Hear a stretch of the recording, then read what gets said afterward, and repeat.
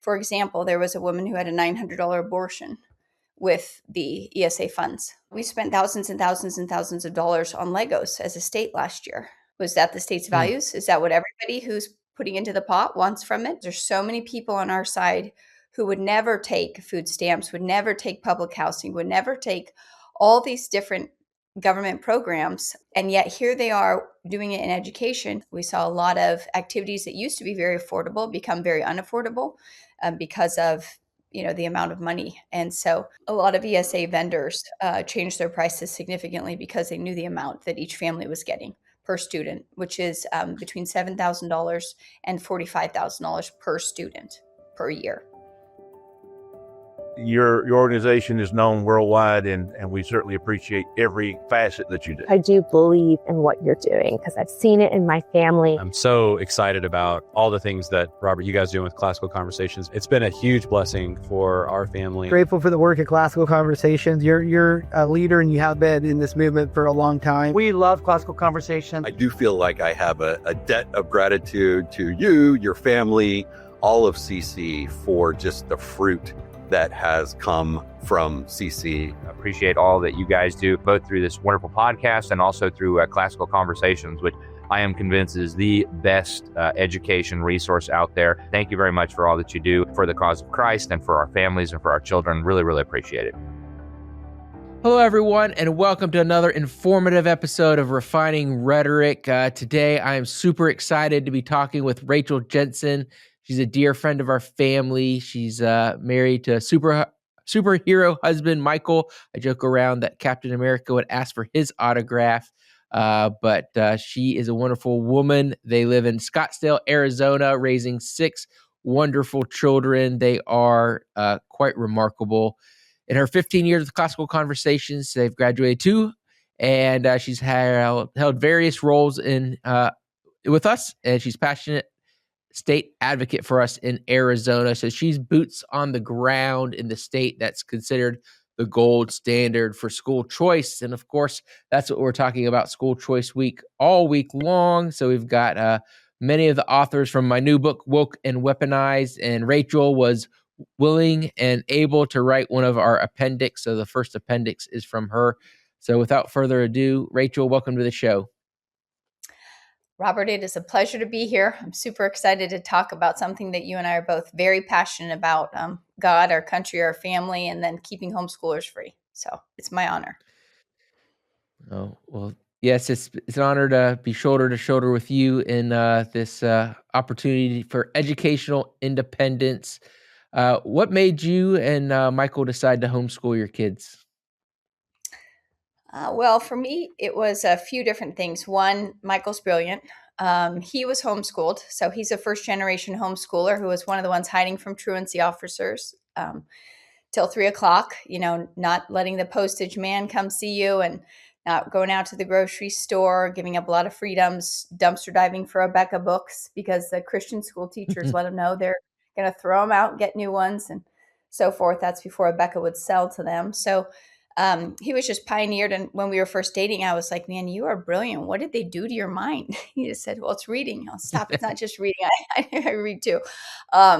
And he just knew so many answers to so many questions. He was and still is such a brilliant thinker and a quick thinker that I just wanted to know what they did. And so I think it was a combination between me being open to the idea, seeing the fruits in his life, combined with his spiritual leadership of our family. So he was always really kind in his approach of it, but I think he always thought maybe we would homeschool. And I'd barely even heard of homeschooling. So I think that plus the heart desire to disciple our children, be full-time disciplers, going from youth ministry, and working with children for so many years was kind of a natural transition. But the idea of giving up my children to the state to educate just seemed very unnatural. So I think it was a combination of factors and just kind of walking in obedience to God for our family. So with my husband's spiritual leadership combination.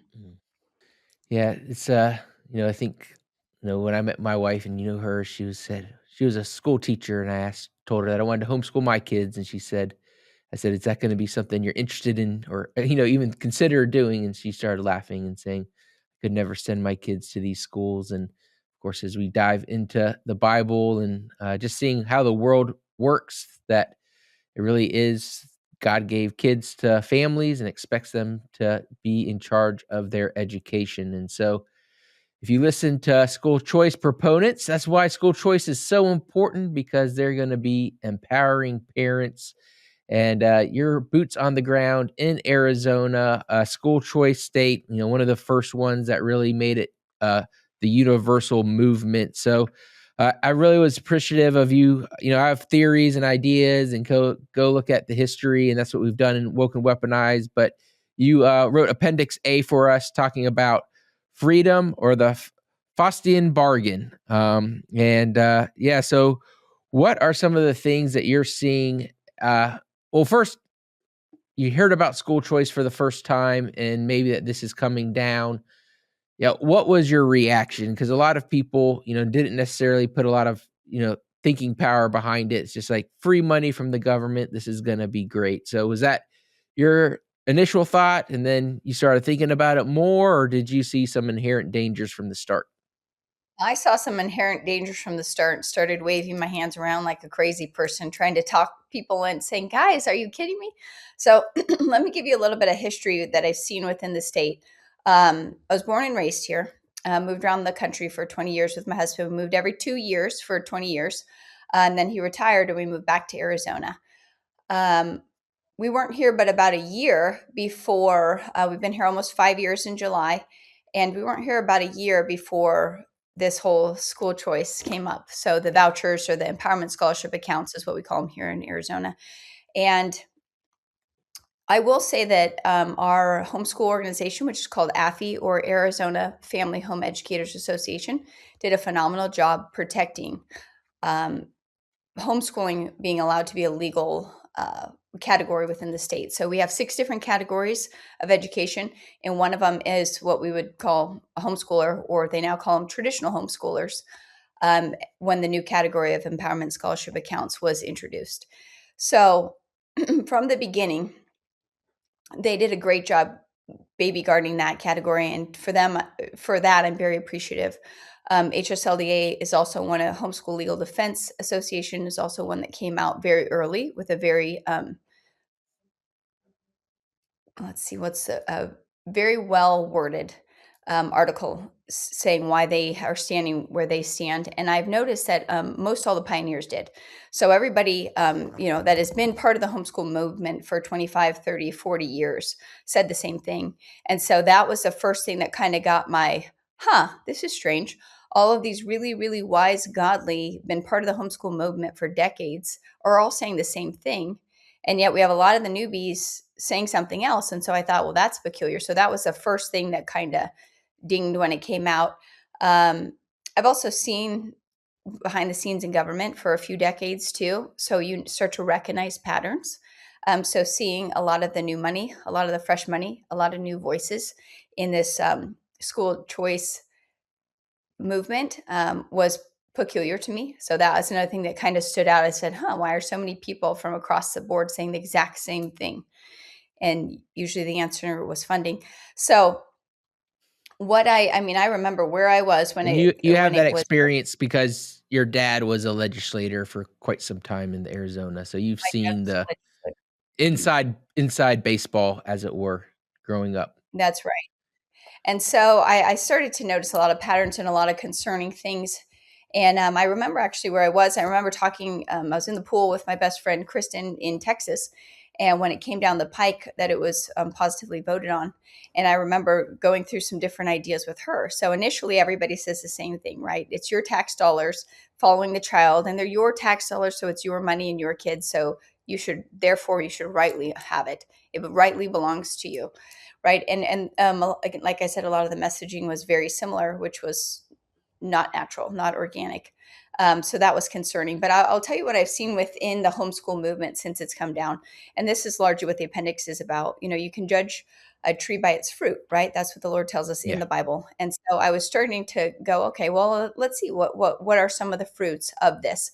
And what I've seen in the last, 2022, 2026, so about 4 years. Okay, we'll just say 3. In the last 3 years, is a lot of bad fruit, a lot of really rotten fruit.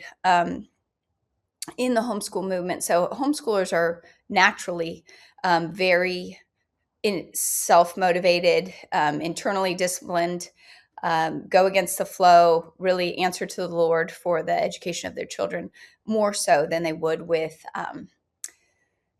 more so than they believe that they owe the state an explanation. And what I started to see with people that would take the funds was that instead of there being kind of an interdependency on each other and a willingness to build community, I saw, like, let's just talk about particularly with classical conversations. It used to be where there would be people who would donate, here's $500. Can you please give it to a family who needs it? And they would give it to their director, now a community director, and say, you know the community better than I do, and I don't want them to know that I'm giving it. So just please give it to whomever you want, right? Right. Well, as things kind of time went on, we would have people that say, never mind, everybody gets ESA. It doesn't matter. They're already taking some of my money. So, and then we would have some people say, you know what, I'd like to give this to a non-ESA family. So they would say, Yeah. could you just give this to somebody who's not already receiving ESA funds? Or they would say, so it caused a So lot undermine of Christian charity, correct, big right? time. And yeah, so I used to be an SR, which is now called an LR, and a local representative. And I got to see a lot of anonymous giving in the past. And I was an SR before that happened and after. So I got to watch huge shifts take place within, and then a lot of division. So we saw a lot of division within the homeschool movement, whether it was with STOA, Speech and Debate, who decided not to take ESA funds, also another Christian homeschooling organization, been around for decades, versus different homeschool co-ops versus different groups. Lots of different new education started to pop up.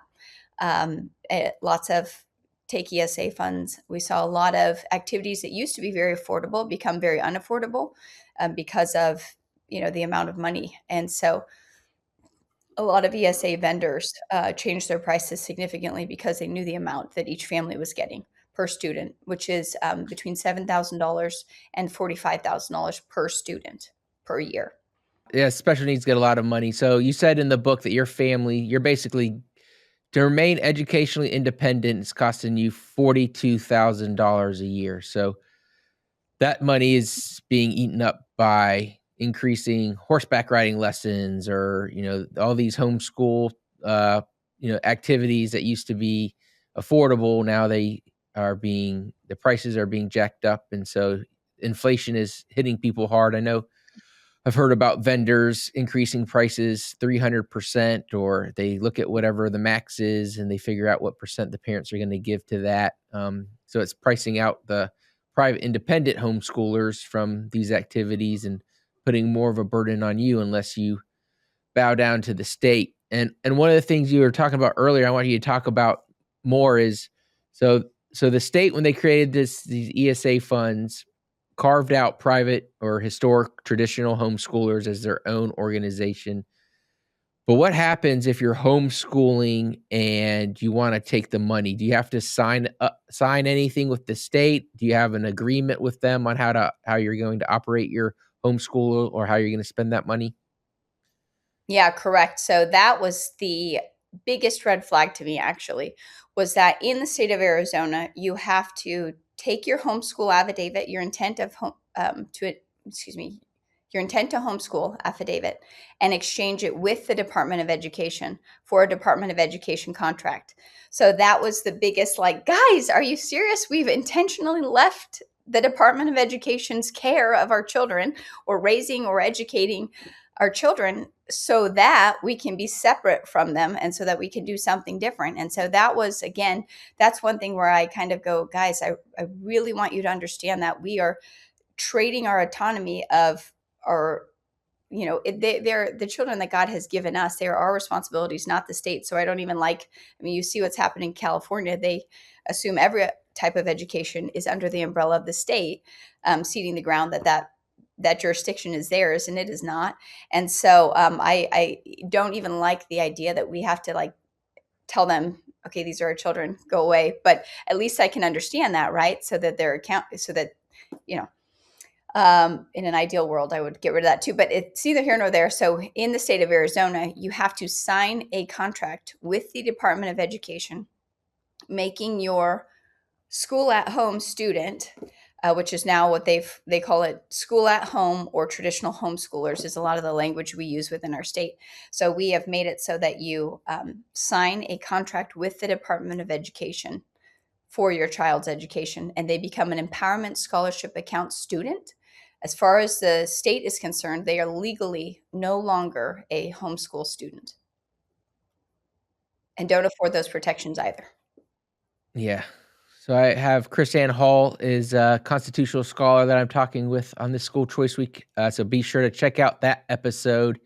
And as we were discussing, what they're telling us, what the paid marketers are telling us with that singular marketing engine that's spending millions of dollars to get this pushed, is that you're taking public school students and making them private school students. But Arizona is the clearest example, and this is happening whether the state formally recognizes it or not with their law, that you're actually taking private school students and making them public school students, that these empowerment scholarships aren't actually empowering anyone, but the state having more say over your kids. So very scary. Yep.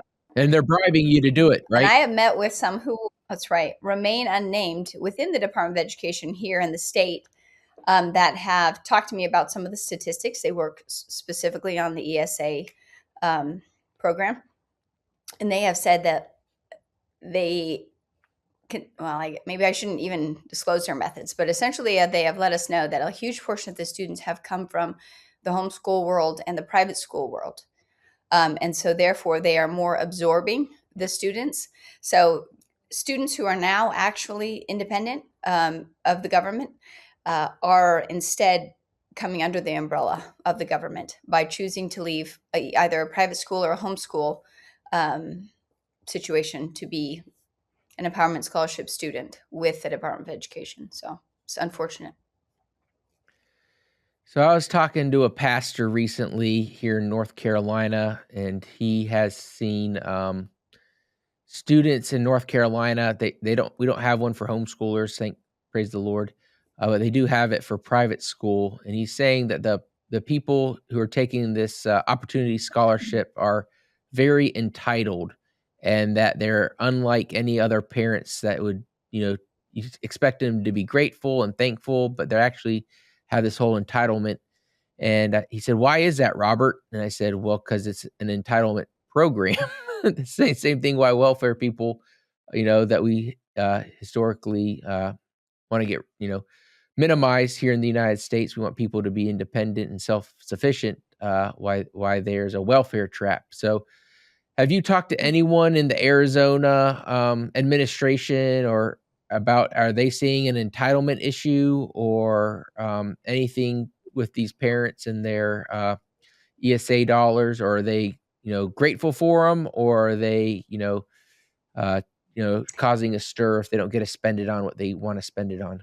So that is so interesting that you would bring that up, because that's actually when I first met with, I will just say, a leader in the Empowerment Scholarship Account Program for the state. He pretty much, I thought it was going to be thought it would be very antagonistic. I was going into the Department of Education. I'm a homeschooler 15 years. I didn't think this was going to go well. This is with, I'll just say, one of the program managers, to respect their privacy, because a lot that was said within that meeting was something that probably would not want to be repeated publicly. But when I'm having this meeting, I was astounded by the information that individual disclosed to me.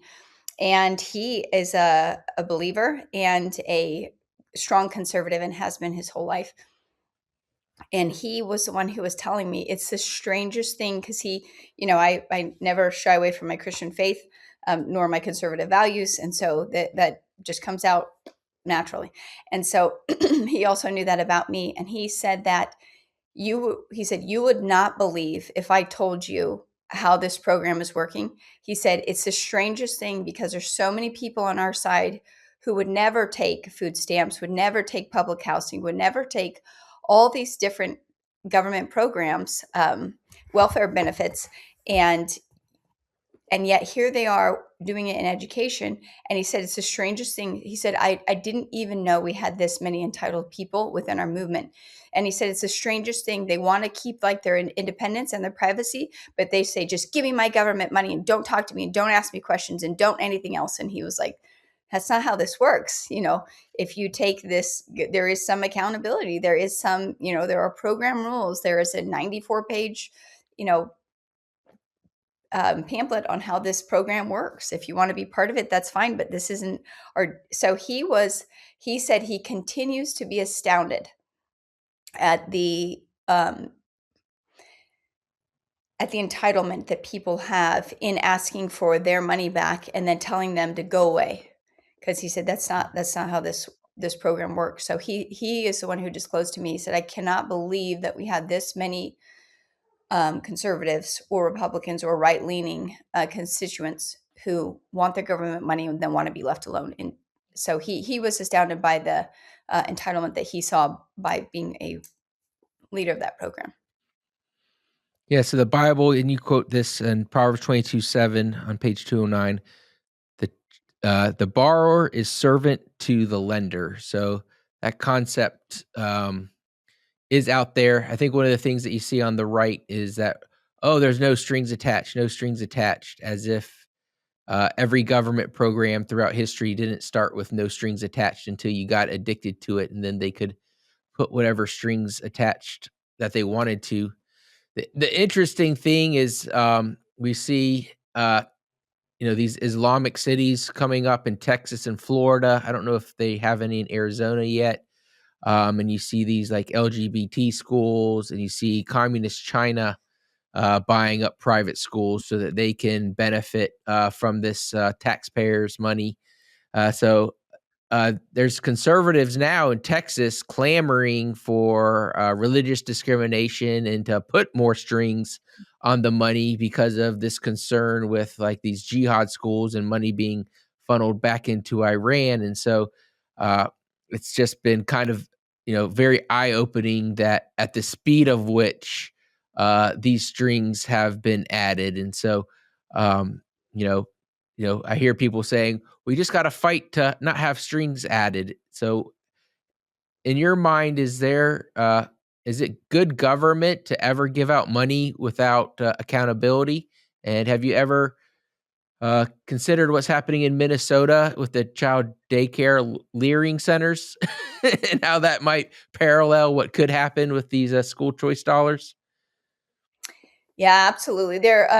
So an interesting thing is the people that I found that are the easiest to convert from a school choice movement to educational independence movement are those who know history. Because you can't know but 5 minutes of history and not understand that with government dollars comes government strings. So you can look at you can look at travel, right? Flying, what's happened with the FAA, what's happened with, if anybody is our age or older, they remember what flying used to be like, and they see what it is now. So you see it both in hospitals, you see it with insurance, you see it with college, you see it with upper education, you see it with lower education, you see it. You don't have to look very far or very hard to understand that with government dollars comes government control. It is only a matter of time. And I tell them, look, you guys, they're used to homeschoolers being very free thinking. They don't usually, so they're not going to start out with all the things that no religious curriculum. Okay, well, if they said that, then yes, there would be less people who apply. So they have to get you used to the government dollars first, and then the strings will come. It's not going to be, you wouldn't take the bait right out of the gate if they told you exactly what it would be in 10 years or 20 years, right? That, oh, by the way, and your grandkids can't homeschool. Well, less people would do it then, right? But that's not the sale. That's not the sell that they're starting out the gate with us, because again, homeschoolers are generally very self-governing.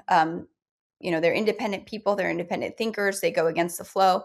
And so if you were to try to bait and switch them right out of the gate, it wouldn't work. But you have to get people, again, if I change my educational standards of my home education by $42,000, are you going to give up your horseback riding lessons? Are you going to give up your ballet? Are you going to give up your piano? Are you going to give up your thousands that you spent on shooting supplies or gardening or right. And it's pretty liberal and free now, which is great to do with your own money. But when it comes to other people's money, like you said, there's going to be there is accountability, and there will continue to be accountability.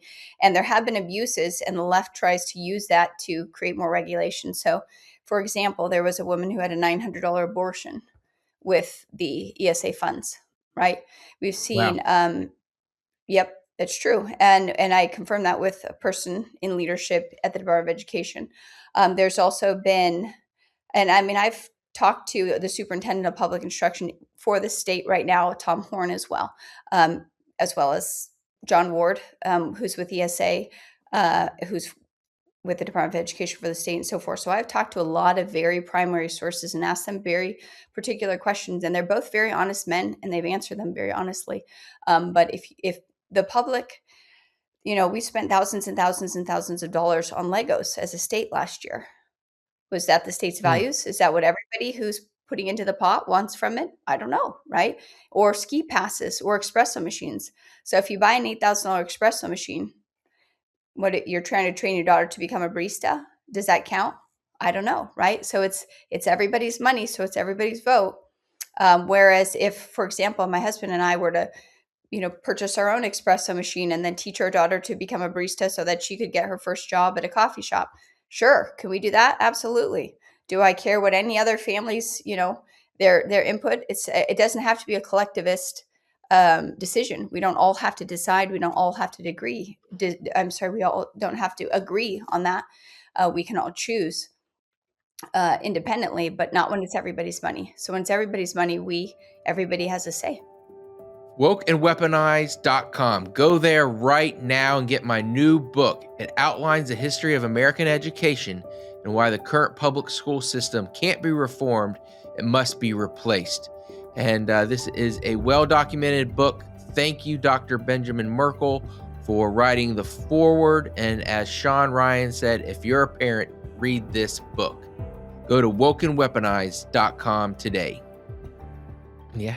So one of the things that I think is going to cause the strings to come on quickly, not just like communist China taking the money from the states, but the fact that there is a lot of financial abuse. I know I saw in Florida a mom bragging about how she used their money to remodel their home. What are some of the things that you've seen in Arizona that just maybe flabbergasted you when you heard that ESA money was able to be used for buying this or that, vacation or trinket? Well, so it's really hard for me because as a homeschooler, I do believe that our education is more than children sitting at a desk reading books, right? And writing papers. I think there's a lot more to actual education, right? So it's building businesses, like your mom says, it's building families. It's doing all the things in life that you would normally do, but your children by your side doing it, right? So whether it is cooking or a construction project that you're working on as a family, or building a garden, or milking goats, or helping write a book. There's countless things that can be, sitting at a dinner with incredible people, having your children learn from them. There are so many things that can count towards education, refinishing furniture, et cetera. The list is endless of what can be counted as education for them. Absolutely. But when we're trying to say, this is public funds, that's when we're changing the dialogue, we're changing the decision. So I think the most abusive was the example that I gave you with the abortion. The fact that the taxpayers would entrust the state with their funds only for it to be abused in such an egregious way. And don't get me wrong, I understand that tax dollars already go to Planned Parenthood, which is an abortion mill. It is Right. one of the largest places of human sacrifice that there is. But the point is that the constituents gave this money and trusting that it would be used towards education, and for it to be, I'll give you an example of what we see continually. There was a young boy who was doing his presentation with NCC who had this very expensive Lego set. It's $100, or $200. Well, it's $100 at the time. And Sure. the little boy, I said, and I remember because it was the exact same little Dominus Rex white T-Rex that Matthew had saved up for. And Matt spent about 6 months saving up for it, of his own hard work and his own money. And this was, years ago. But the little boy, that was my son, was years ago. And then this one was just a couple years ago. And I went to the presentation. The kids always ask, where'd you get it from? So the little boy asked, oh, my neighbor gave it to me. He has 4. And I kind of of like, the same set. 4 of the same set, right? So I raised my hand then, and I in the back, and this is during an SR visit, and I said, "Did you say your friend has 4 of the same set?" And he said, "Yeah, he has 4 Dominus Rex set." And I thought, well, that's crazy. And then the mom leaned over and goes, "Yeah, he takes ESA, so they just buy Legos all the time, and it doesn't matter. He just gave it away because he doesn't care about it, you know." And I thought, this is such a contrast for my son, who's worked really hard, did a bunch of extra jobs, saved $100 for 6 months and bought it and loved that thing and baby guarded it and had it up on his dresser and, played with it and shared it with only trusted friends and, that kind of thing, versus another boy who was just given it. So he bought a bunch. He didn't care. He gave one away because it doesn't matter to him, and it just kind of reminded me of overall just a picture of stewardship and kind of what do we want our children to understand? Do we want them to understand work equals work can equal money, which can equal opportunities? Like, do we want them to understand you can give, you can be generous, you can love others, you can, work hard, save up, have different things like buying a home or something? Or do we want to just teach them, just take whatever you can get as much as you can possibly get. And who really cares about them? Because it doesn't really mean that much. You get another one, and those lessons are important. Yeah, so that reminds the second verse you put in here, godliness with contentment is great gain, 1 Timothy 6:6. Do you find ESA money has, for those taking it, do you see that they're more content individuals, or do you see that they are more flippant with the money that's there? Are they stewarding those funds as they would steward funds that maybe their husband or they themselves earned, to the same degree of frugality?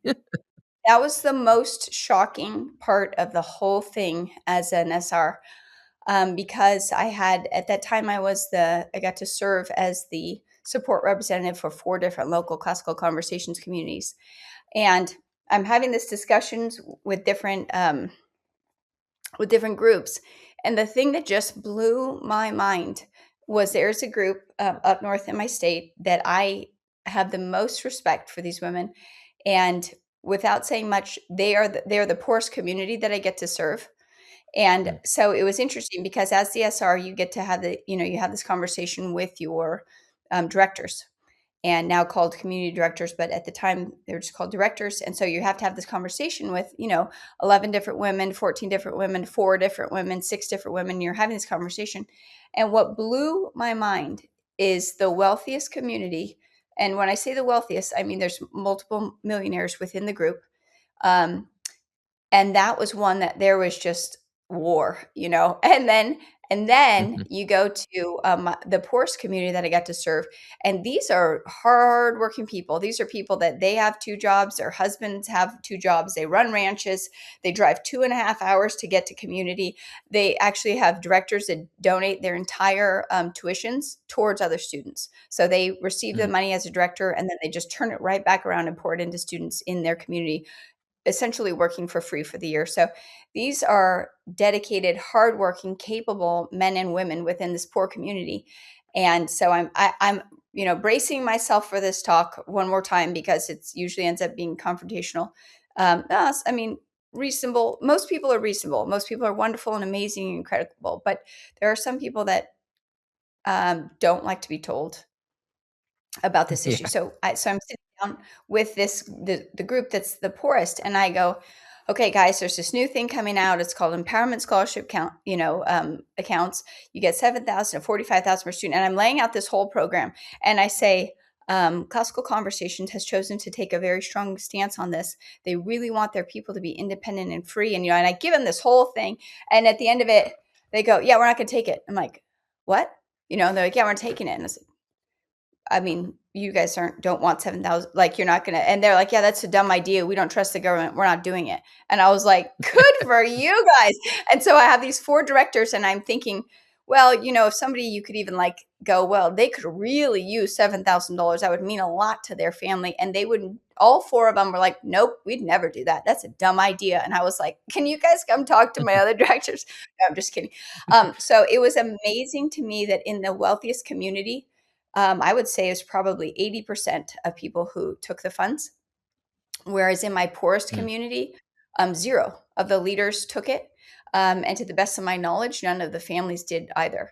I'd have to go back now, but I was astounded that the people who could probably really use some extra money didn't take it. And then there's millionaires who said, of course I'm going to, and don't tell me I shouldn't, So I don't see a correlation. It was mind blowing, actually. Still kind of is. But Yeah, well, it's one of the things that's what that I they see. try to sell the program on is that it's going to help all these poor kids get out of public schools, and just the data has not supported that at all. And maybe it's because some of those families understand the value of hard work and the moral decay of what welfare brings upon you, and the families that maybe look rich are poor in spirit, as the Bible tells us. Yeah, you said now the end of the 1 Timothy 1:5 that you quoted says, now the end of the commandment is charity out of a pure heart and of a good conscience and of faith unfeigned. So that's faith unfeigned. I love that idea of just, you got a faith in the Lord. You got faith in this outside power is going to take care of you. And we've exchanged that for faith in the government is going to take care of you. We've kind of hammered this home already, but it's just been the unseen moral decay of the heart from individuals that take this money that I think has been the hardest thing. You can't really measure it because how do you survey for that or something like that? But one of the more destructive things, and why I think, and I wrote an article on this, is why I don't think this is a long-term winning solution for conservatives, because it's just teaching our voters to be socialist or collectivist. I'm going to start using the word collectivist because it's not as harsh, I guess, but collectivist mindset. Well, So at the end of the day, it's socialism, right? The government is taking all of the money and redistributing it as it sees fit, right? So that is socialism at its yeah, absolute core. You are compulsory taking everyone's money, and if they don't, you'll take their home, you'll take their land, you'll put them in jail, you'll fine them. And so it is forcibly taking money from the citizens and then redistributing it. That is socialism, its absolute core. And the thing that we've learned with socialists and communists, it's always the same thing. It is people who want more, and they try to say, no, we're going to take it from the wealthiest, and then everybody gets the same, and everybody goes, yay. But it ends up being the opposite. It's always, nope, the oligarchs at the top still have all of it, and you plebeians get nothing. You get what we tell you, and you're going to like it. So socialism is just encouraging a heart of covetousness, right?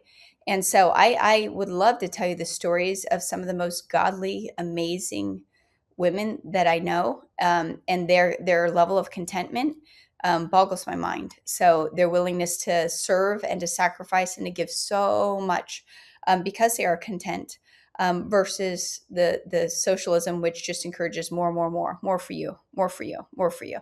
And that's, I was just rereading about the Fabian Society. And it's the same thing, and they try to say we're taking it from the many, we're giving it to, or we're taking it from the few and giving it to the many. And instead it's always turns out being the exact same thing. And they just say, you need a communist harder, and then you will, socialism harder, and then you will get to this utopia. But that's not what we find. We find every time it ends in rotten fruits. So. well, it's funny because the same arguments that you would use to defend the need for Minnesota Somalian daycare centers, that you need to help these poor kids get a good education, are the exact same talking points that the school choice advocates use every single day. And the same thing with the healthcare execs. You've got these, we need everyone to have healthcare, and then you realize that these billion-dollar companies with hundreds of billions of dollars are getting subsidies from the state so that the poor people can have health care. So it's not about building community or Americans helping Americans. It's really just can I get the state to redistribute money, use some other entity as a pass through? Generally kids are a great way to Mm-hmm. pass through money into your own pocket. And maybe the kids get a temporary benefit. Maybe they don't. But that long term is you have an unhealthy society built on a redistribution of wealth model. And then you've got these.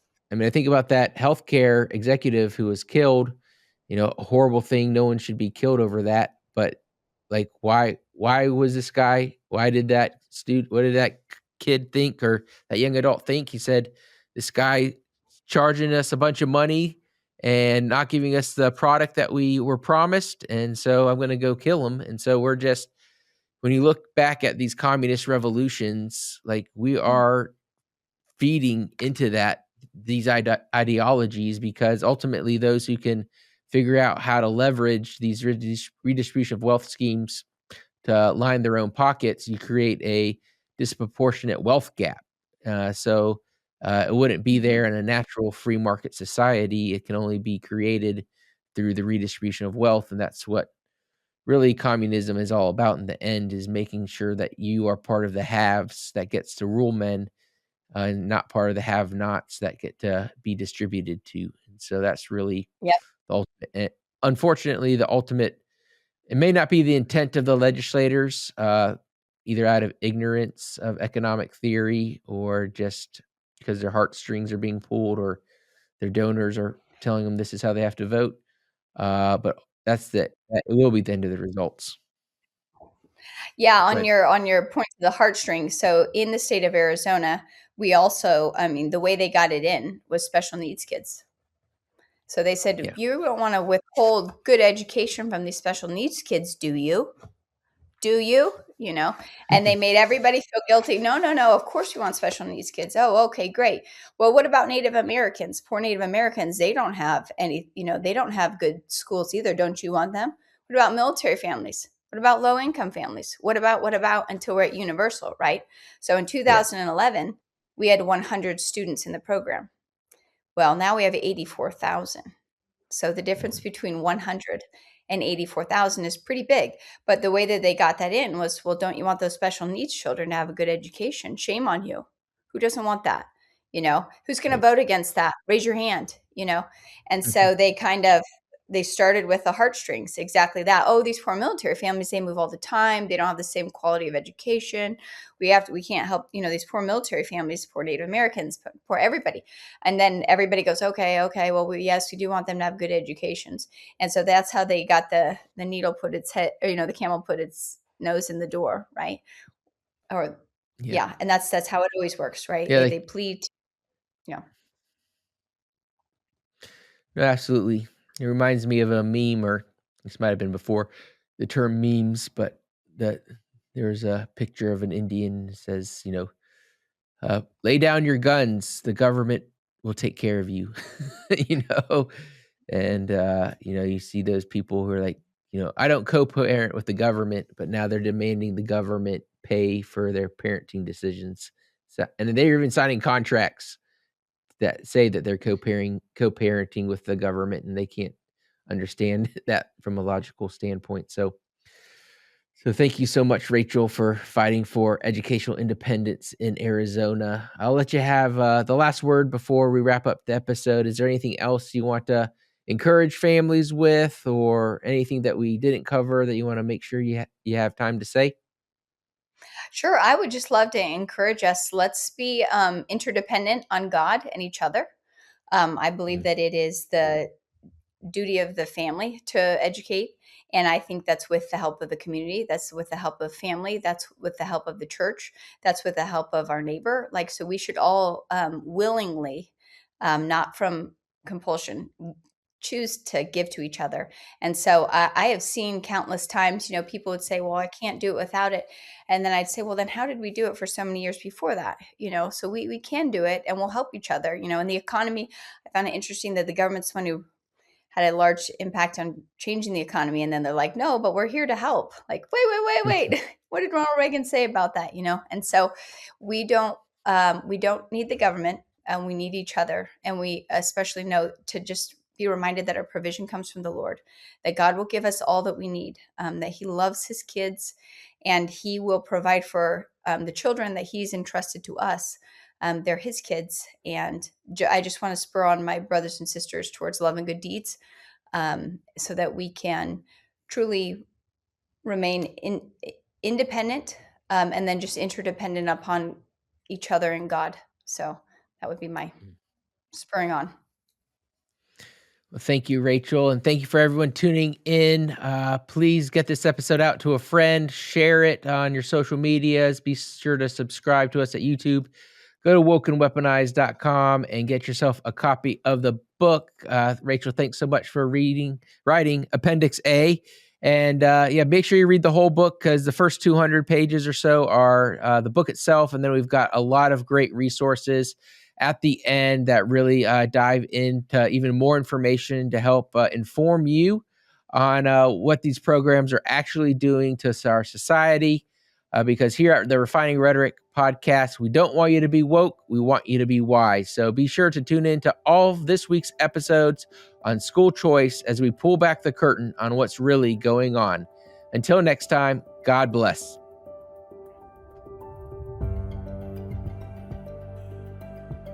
Thank you for listening to Refining Rhetoric with Robert Bortins. Want more? Make sure to subscribe so you won't miss an episode. You can also follow us on social media to continue the conversation, and visit classicalconversations.com/rhetoric to find out how you can join a local homeschool community.